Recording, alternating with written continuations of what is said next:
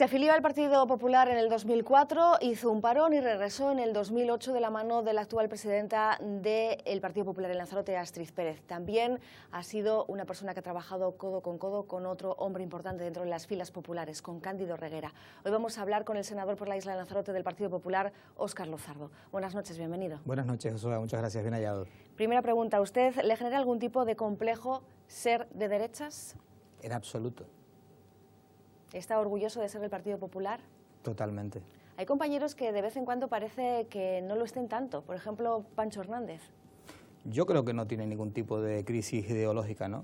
Hay algunos aspectos con los que quizás no comulga en exceso y esto es un partido democrático y él lo expresa libremente.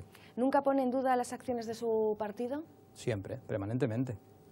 ¿Qué es aquello que usted le cuesta defender o de cierta manera, bueno, pues no tiene del todo muy claro? Bueno, acabamos de dar una solución a nivel nacional a algo que desde el punto de vista ético y moral había algunos a los que pesaba más que a otros, ¿no? Con la reforma de la ley del aborto. Yo creo que el gobierno ha hecho bien en atender esa sensibilidad social y ese discurso que también, ese debate que se producía en el seno del partido, ¿no? ¿Usted no tiene ni una mínima duda de que sondear no va a conllevar ningún daño medioambiental? Ninguna. ¿Ninguna? Ninguna. Ni aunque también la propia Repsol y en el propio informe de impacto medioambiental se diga que el impacto cero no existe. El informe describe un riesgo próximo a 1 entre 1 millón, por tanto eso es tanto como decir cero, ¿no? Entonces, usted niega que haya ningún riesgo, ni ninguna posibilidad de sufrir un riesgo. Así lo establecen los técnicos en el estudio de impacto ambiental. ¿Qué diría ustedes desde el Partido Popular y usted particularmente, aquellos que prefieren no correr ningún riesgo y dicen no al petróleo, aunque no sepan si hay o no hay este recurso fósil? Yo creo que es absolutamente fundamental ser valiente en la vida, afrontar las oportunidades que uno tiene por delante y en materia energética es decisivo que nos impliquemos en cuanto menos saber si tenemos o no tenemos alguna riqueza próxima, ¿no? Con todos los recortes que se han hecho, nos dicen ahora desde el Banco Central Europeo, lo hace su presidente, que en la eurozona se está sufriendo un frenazo económico y piden incluso más reformas a países importantes como Italia y Francia. ¿Esto demuestra que el modelo por el que ustedes han apostado no está funcionando?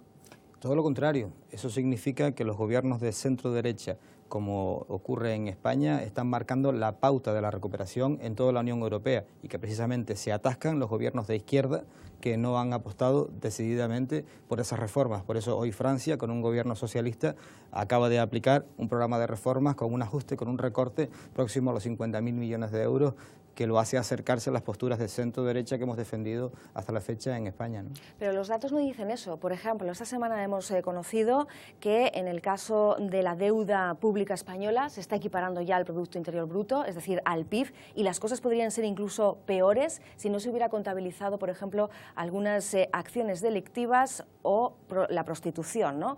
¿No están ustedes, de cierta manera, aplaudiendo mientras están caminando en el filo del cuchillo? En absoluto, no he visto a nadie del gobierno aplaudir, somos muy conscientes de la situación, la deuda pública española va a seguir subiendo hasta el año 2016 y no comenzaremos a descenderla hasta el año 2017.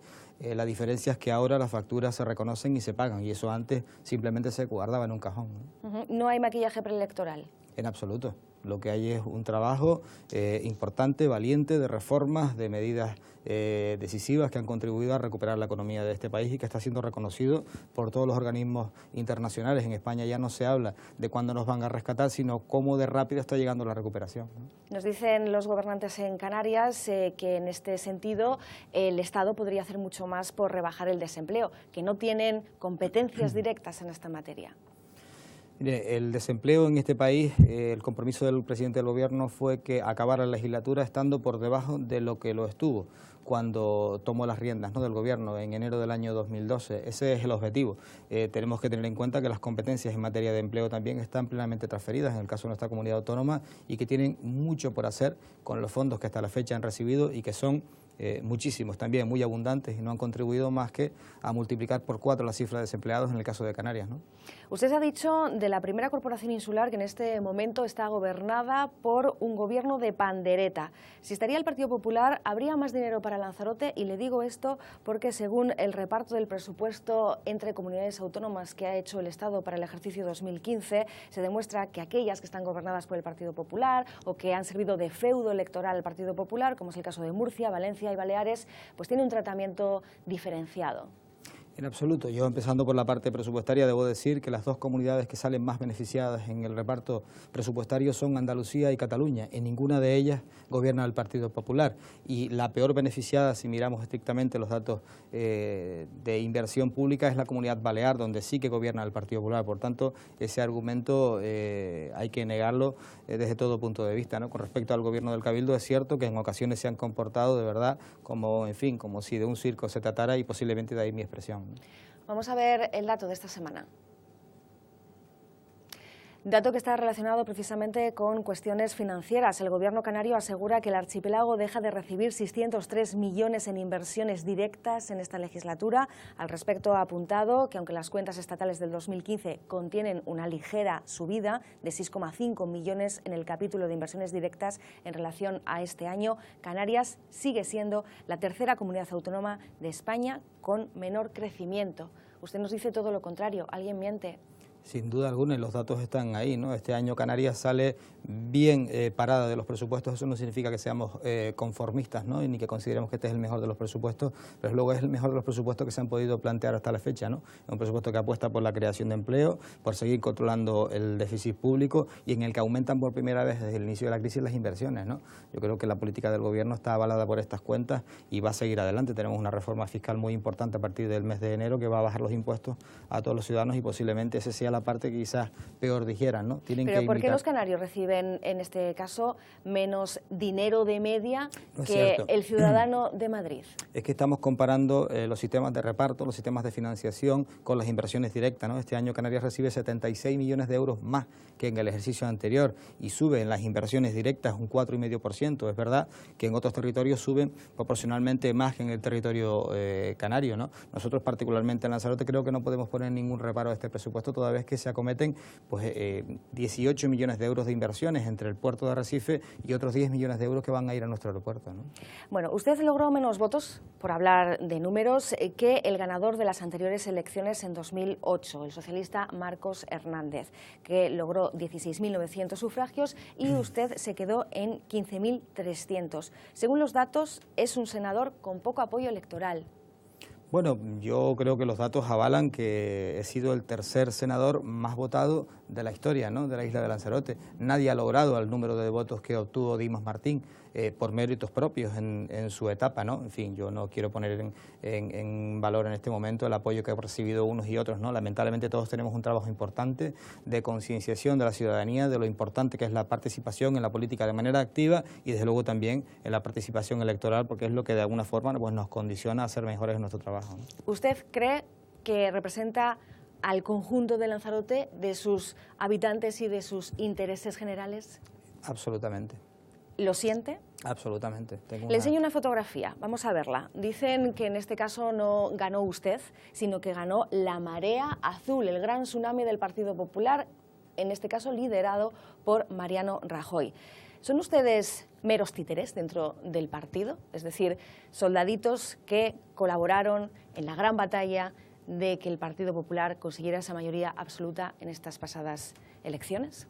Pero no hay que tomarse mal ese tipo de manifestaciones, ¿no? Yo creo que aquí los personalismos pasan a un segundo plano, las opiniones personales no cuentan. Todos estamos defendiendo un proyecto político porque entendemos que es la mejor propuesta de futuro, ¿no? Y eso siempre va a redundar en el bienestar de nuestros ciudadanos. Evidentemente, aquí la marca y el proyecto político, el programa político, debe ir acompañado de grandes líderes, pero no es lo fundamental. Lo fundamental es saber con qué nos presentamos ante los ciudadanos, ¿no? Y lo de menos es la cara que le ponga. Vemos esa fotografía. Es importante en política saber posicionarse, colocarse del lado del árbol que más cobija. En este caso, Mariano Rajoy y especialmente José Manuel Soria, ¿siguen siendo los árboles que más sombra dan o los árboles que más cobijan a los integrantes del Partido Popular en Lanzarote? Yo tuve claro cuando me reincorporé al Partido Popular en el año 2008, nunca me fui de la afiliación, pero sí es cierto que estuve menos activo, con la incorporación de esa persona que está a mi lado, ¿no? O de la que yo estoy a su lado, con Astrid Pérez. Yo creo que es una persona que ofreció no solo cobijo, no entiéndaseme bien, sino desde luego confianza y todo el estímulo que necesitábamos muchos profesionales, liberales y otros tantos que andábamos algo desencantados, ¿no?, con la vida pública. Yo creo que ella reúne ese espíritu de liderazgo que necesitamos para seguir avanzando. Usted niega, por lo tanto, que sin sus líderes, en este caso, sin Soria, sin Rajoy, sin Astrid Pérez, el resto del partido no tendría el suficiente empuje. No, yo lo que creo es que no son imprescindibles, pero sí fundamentales, ¿no? Los liderazgos son fundamentales para transmitir, pero detrás de todo eso lo que hay es un proyecto político importantísimo para la mejora de los ciudadanos, ¿no? José Manuel Soria, ¿tiene recorrido todavía en Canarias o después de la batalla del petróleo, vamos a definirlo así, porque incluso las relaciones a nivel estatal están muy deterioradas con respecto al gobierno de Canarias? ¿Puede que se plantee el hecho de regresar en el 2015 como líder del Partido Popular Canario? A mí me gustaría que lo hiciera. Yo creo que José Manuel Soria es un líder indiscutible, no solo en el Partido Popular, sino en la política canaria, ¿no? Es un líder que no tiene rival y eso en un momento dado es verdad que también podría ser incluso un inconveniente, ¿no?, a mi modo de ver. A mí me encantaría que José Manuel Soria fuera el presidente de todos los canarios y además no dependiera de ninguna prebenda electoral. Le invito a ver la opinión de la calle.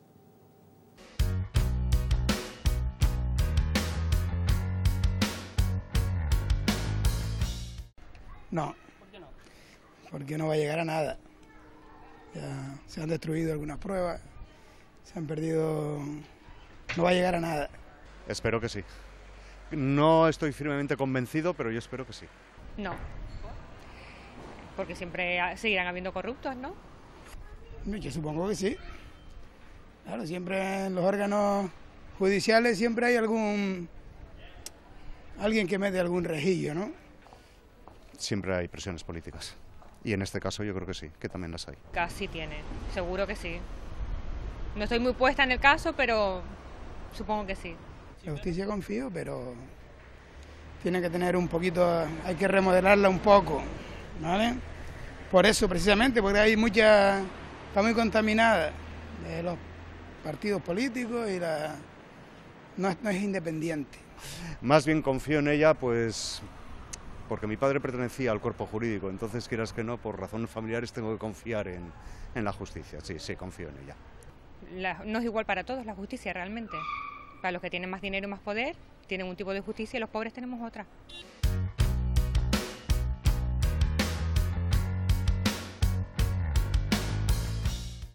Óscar Luzardo, ¿el Senado está devaluado?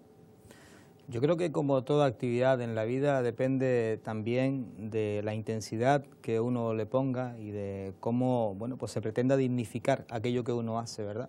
En el Senado hay auténticas eminencias dentro de todos los campos, ¿no? Tengo compañeros que son expertos, que son absolutamente intelectuales, cada uno en su materia, ¿no? Y por tanto yo estoy procurando también aprender mucho de ellos.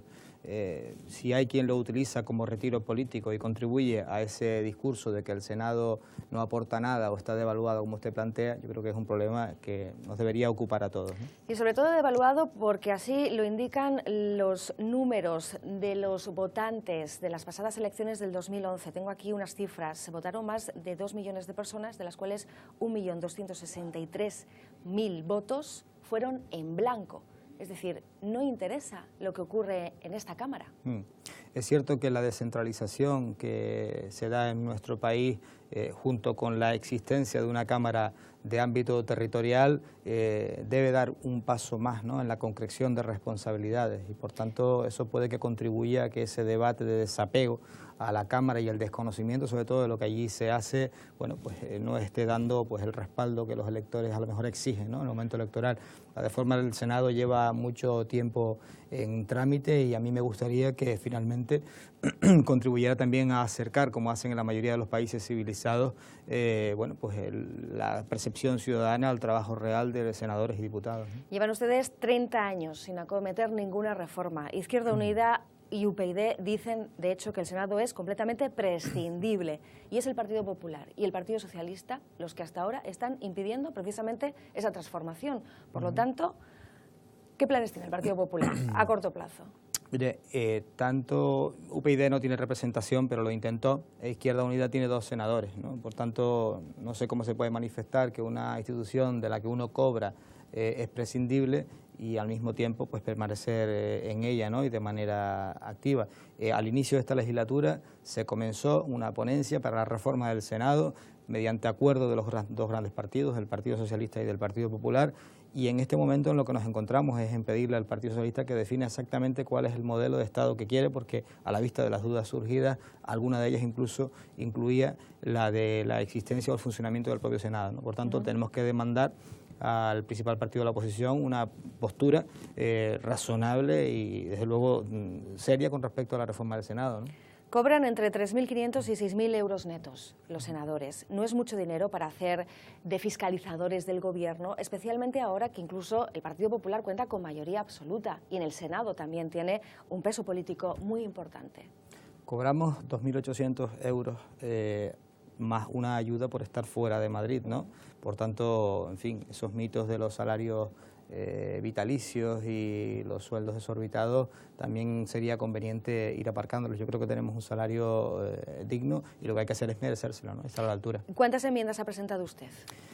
Mire, me gustaría hablar, algún día lo haré, de las enmiendas, no solo de las enmiendas, sino de las iniciativas que no avanzan en el trámite parlamentario porque posiblemente, bueno, pues no sea el momento, ¿no? Nosotros, como grupo que apoya al Gobierno, es verdad que tenemos, bueno, pues menos posibilidades de intervenir, menos posibilidades de tramitar, desde luego no salen los planteamientos ni cómo ni cuándo nosotros queremos, ¿no? Por tanto, no es una cuestión numérica, sino es una cuestión de oportunidad. ¿Le han aprobado alguna de esas enmiendas o iniciativas? En absoluto. Nosotros lo que estamos haciendo es volcados en el trabajo de apoyo al Gobierno e insisto, cuando se tramita alguna iniciativa, el paso previo es estar de acuerdo con el Gobierno en el resultado final de la misma, ¿no? Yo creo que ha sido una oportunidad, está siendo una oportunidad importante no solo para el uso parlamentario de la representación, sino para el uso de esa representatividad para el acceso al Gobierno, ¿no? Yo creo que abrir puertas, como yo planteaba en la campaña,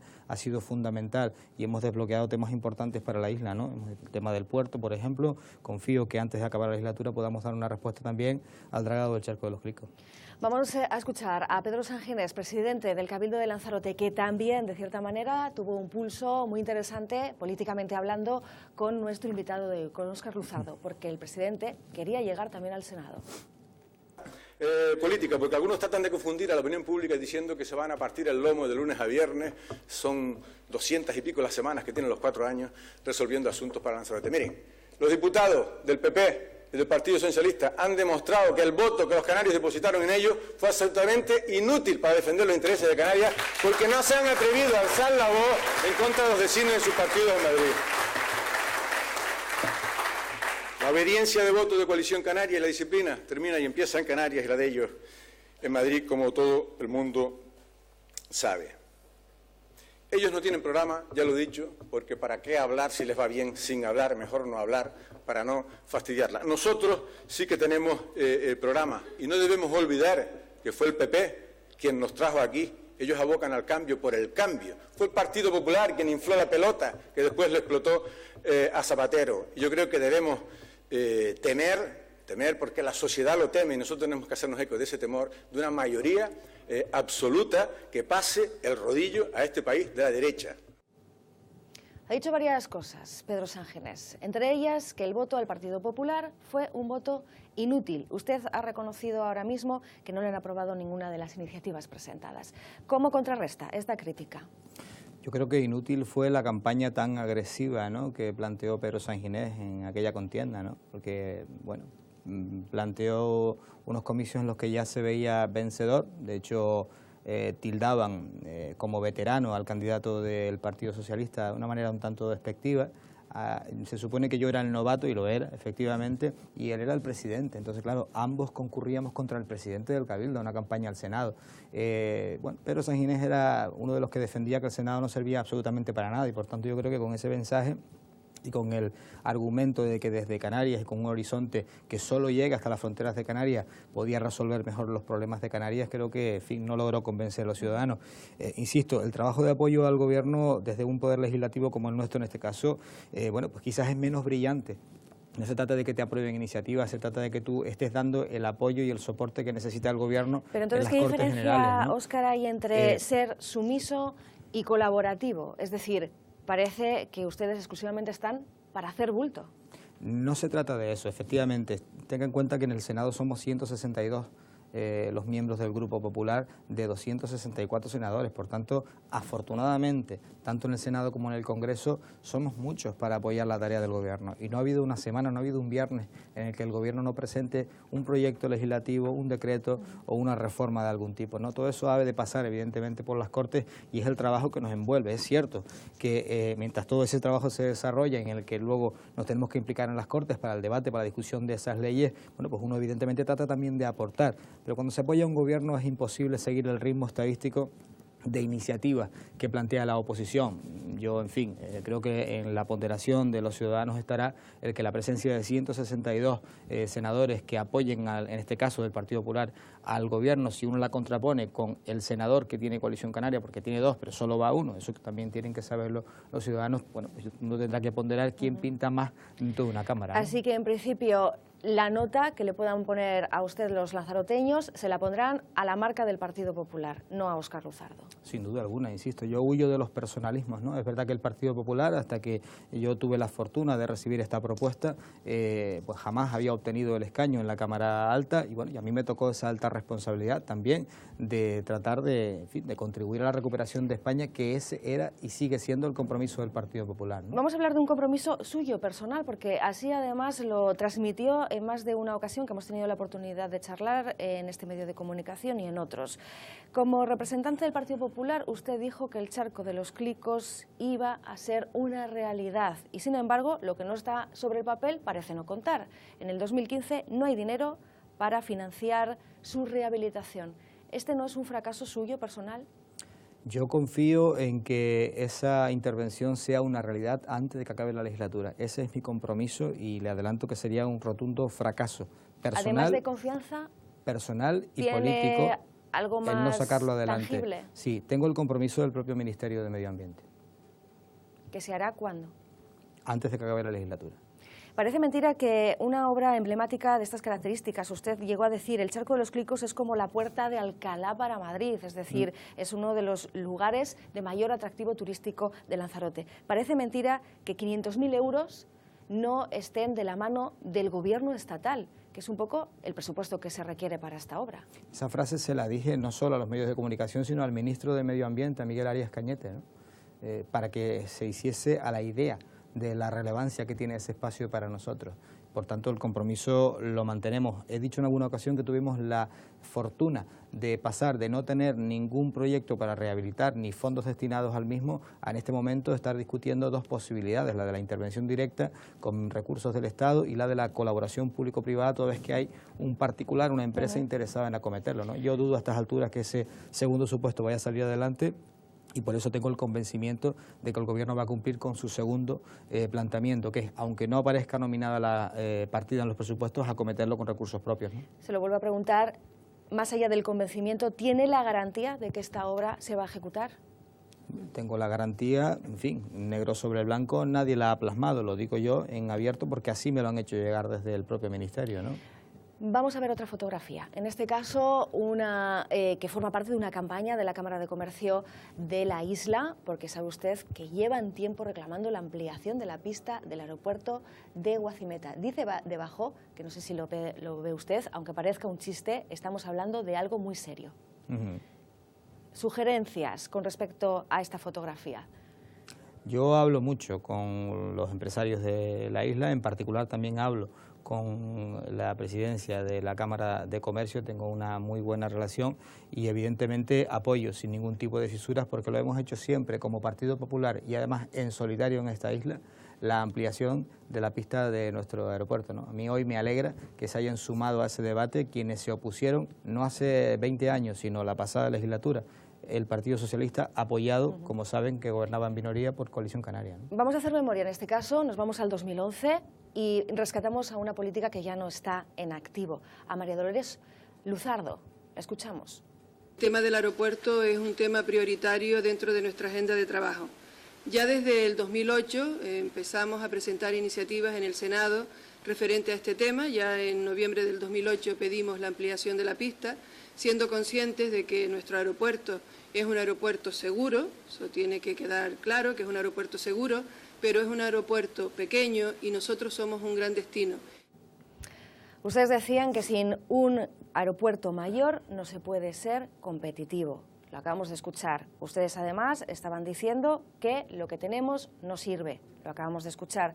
Por lo tanto, le pregunto, ¿no está el Estado, el Partido Popular, jugando con las cosas de comer? Esa es la diferencia entre cuando uno aguanta y es coherente en el debate, en la oposición y en el gobierno. Ese discurso que ya dicho, o que decía entonces mi compañera Loli Luzardo, yo lo mantengo, lo suscribo de la A a la Z. Estábamos en ese convencimiento y lo seguimos estando. La gran diferencia es que hoy estamos saneando una empresa que arruinó el Partido Socialista y Coalición Canaria cuando gobernaban en este país. ¿Se puede hablar de la ampliación de la pista del aeropuerto de Guacimeta como una realidad o como una utopía? Es decir, estamos perdiendo el tiempo pidiendo cumbres al Ministerio de Fomento, incluso planteando que haya reuniones bilaterales entre Lanzarote, el Gobierno de Canarias y el Estado. Yo creo que nunca se pierde el tiempo cuando se dialoga, ¿no? De verdad.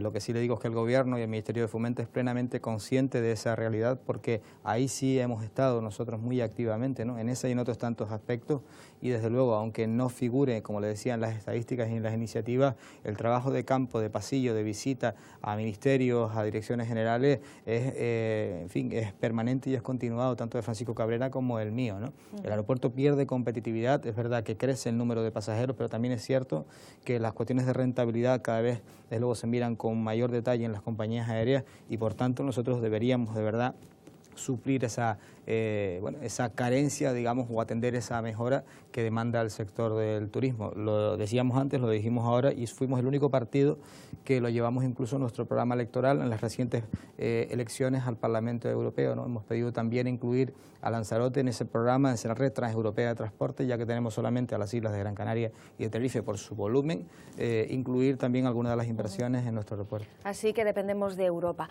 Vamos a ver en este caso la última fotografía. Está relacionada con una reunión que tuvieron ustedes al comienzo de la legislatura en ese pacto entre Coalición Canaria y Partido Popular. Esa reunión en la primera corporación insular, todos muy sonrientes y en teoría con mucha ilusión y muchos proyectos. ¿Usted sabe por qué se rompió el pacto de gobierno entre Coalición Canaria y Partido Popular?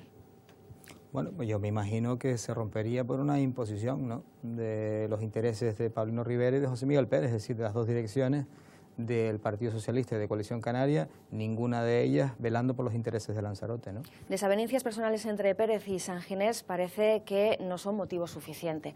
Por lo tanto, hemos vuelto a hacer ejercicio de hemeroteca. Le enseño este artículo del País.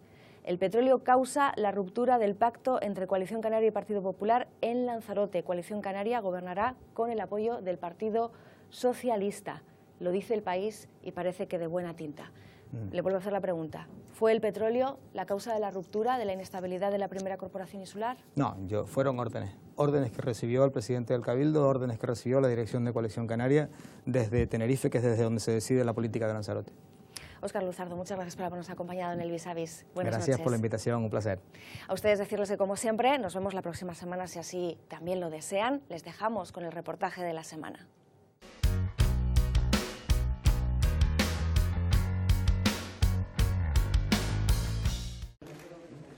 Cuando se habla del reparto de dinero, nunca llueve a gusto de todos. Los datos objetivos confirman que los presupuestos estatales hacia Canarias han mejorado en un 12,8%. Para el diputado del Partido Popular, Francisco Cabrera, el responsable de que con más dinero disponible se diga que se está perjudicando a Canarias es de la incapacidad de Coalición Canaria y PSOE de gestionar con eficacia los fondos públicos, especialmente cuando se trata de convenios bilaterales.